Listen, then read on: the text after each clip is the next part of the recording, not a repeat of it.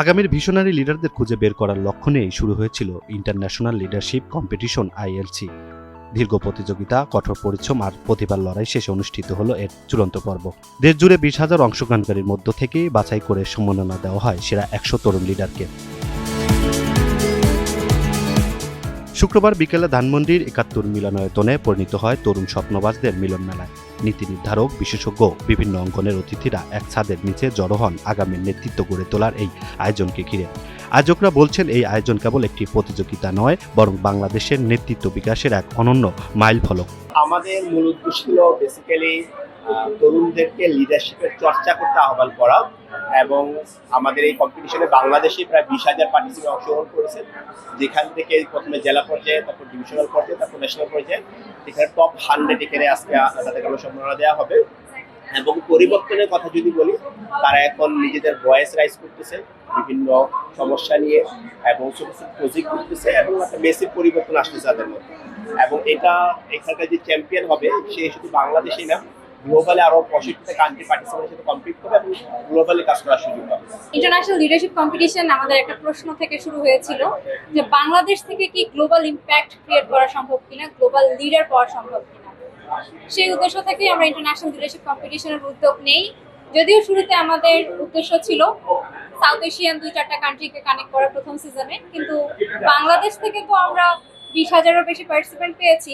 পাশাপাশি 7টা মহাদেশের অ্যান্টার্কটিকা বাদ দিয়ে বাকি 6টা মহাদেশ থেকে আমরা 65টি দেশকে কানেক্ট করতে পেরেছি, এবং 65টি দেশের পার্টিসিপেন্ট আমাদের কাছে আছে।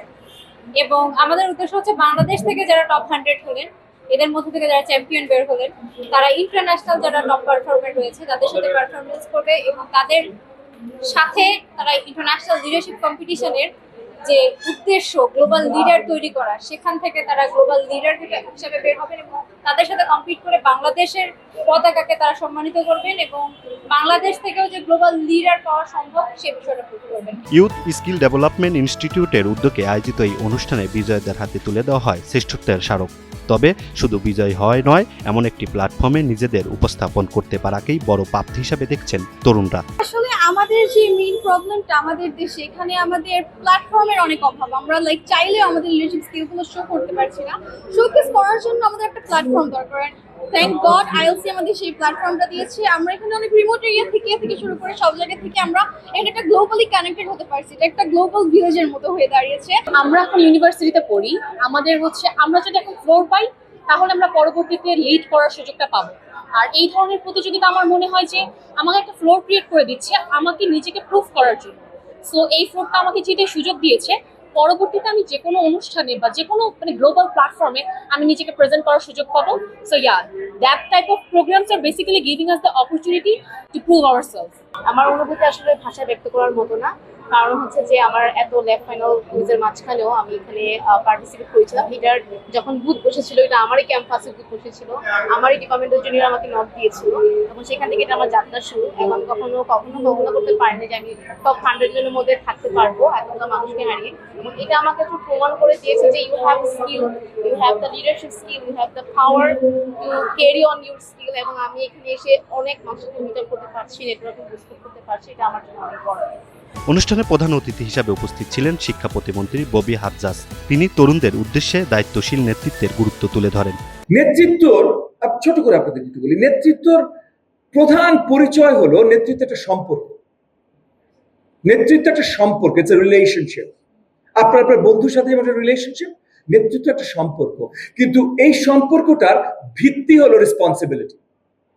এই সম্পর্কের ভিত্তি দায়িত্ব। তো আপনি যখন দায়িত্ব নিতে শিখতে পারবেন এবং সঠিকভাবে দায়িত্ব নিতে জানবেন এবং নেবেন, কারণ দায়িত্ব মানে কিন্তু অনেক বড় জিনিস। আপনারা অনেক তরুণ, আপনারা এখন দায়িত্বর মানে হয়তো অনেকেই জানেন না বা অনেকে অনেক ভালো করে বোঝেন, কিন্তু দায়িত্ব অনেক শক্তিশালী জিনিস। যেমন মনে করেন আপনারা হঠাৎ করে পকেট খালি হয়ে গেছে, কি করেন? বাবা বিকাশ করো, বা হয়তো কেউ একটু ভয় পেতে পারেন, মা বিকাশ করো, এই ডিফারেন্স হতেই পারে, বাট বিকাশ করো। এখন মনে করেন বাবা মা নাই, বিকাশ করার মতো কেউ নাই, নিজেরই করতে হবে। এইটা হলো দায়িত্ব, রেসপন্সিবিলিটি। তো এই যে সম্পর্কটা, দায়িত্বের সম্পর্ক, এখানে ওই সম্পর্কটার মর্যাদা রাখতে যদি পারেন তাহলে আপনি ভালো নেতা হিসেবে বেড়ে উঠবেন। আর যদি এই মর্যাদা রাখতে না পারেন তাহলে আপনি ভালো নেতা হতে পারবেন না। সো যদি জীবনের লিডারশিপ সম্বন্ধে কিচ্ছু মনে রাখতে হয়, মনে রাখবেন এই রিলেশনশিপটা দায়িত্বের ভিত্তিতে দায়িত্ব রাখতে হবে, নিতে হবে, জানতে হবে এবং এটার মর্যাদা রাখতে হবে। এটা যদি আপনারা রাখতে পারেন, আপনারা আগামীতে আরো অনেক বড় জায়গায় যাবেন। আজকে এই স্টেজে আপনারা লিডারশিপের অ্যাওয়ার্ড নিয়েছেন, আগামী দিনগুলোতে হাজার লক্ষ কোটি জনতা আপনাদের পিছে হাঁটবে, আপনাদেরকে ফলো করবে, তখন আপনারা সফল হবেন। তরুণদের হাত ধরেই বদলে যাবে বাংলাদেশ, এমনই এক বুক প্রত্যাশা নিয়ে শেষ হলো ILCর প্রথম আসর। সংশ্লিষ্টরা মনে করছেন আগামীর স্মার্ট বাংলাদেশ গড়তে এই উদীয়মান লিডাররাই পালন করবেন অগ্রণী ভূমিকা। Imran Hossain, NTV online, Dhaka.